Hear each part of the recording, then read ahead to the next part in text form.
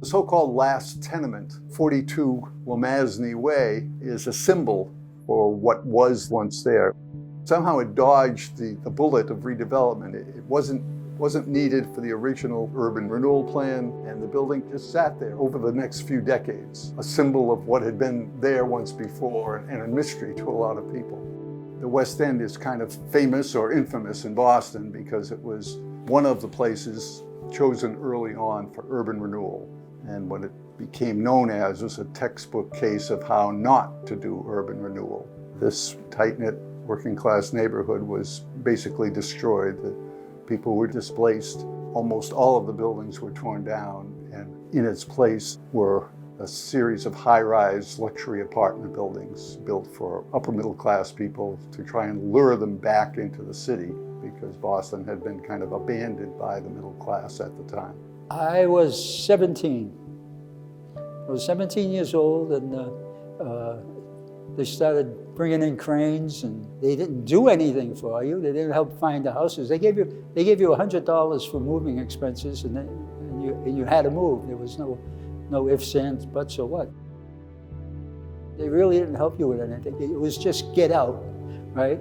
And most West Enders don't like to be told, just get out. Originally, the plan had been to tear down the entire West End and replace it with 2,400 units of housing. But half of the housing was supposed to go to low and middle income families that were displaced. But somewhere along the line, the developers got the city to agree to change the plan, leaving it to be 2,400 units of luxury high-rise housing that none of the previous residents of the West End could afford.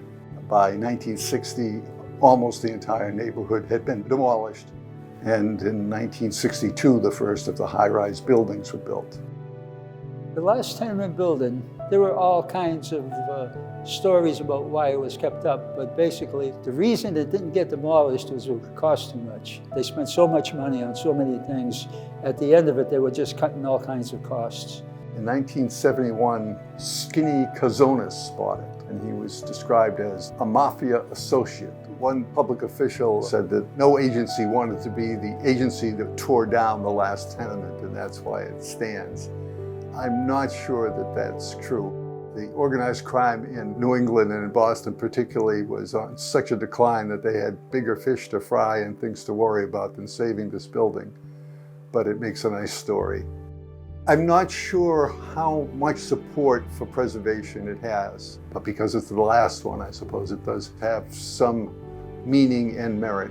Not just to save the building, but to save the memories and to make sure that people remembered the West End and remembered the lesson. The people that did this thought we were insignificant, that whatever happened to us, so what?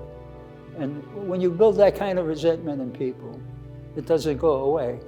Marc, he did the psychological impact study, and they found that people were grieving for a lost home. Matter of fact, he said it was the first time that we realized that people could grieve for something other than death. I have friends who grew up there. Years after the neighborhood was demolished, their parents would take them back to the neighborhood. They would walk the empty streets. They would go to the cafeterias that still existed around the North Station area, and they would sit and talk about the West End and meet other families, and they were trying to keep those personal ties. We were a neighborhood.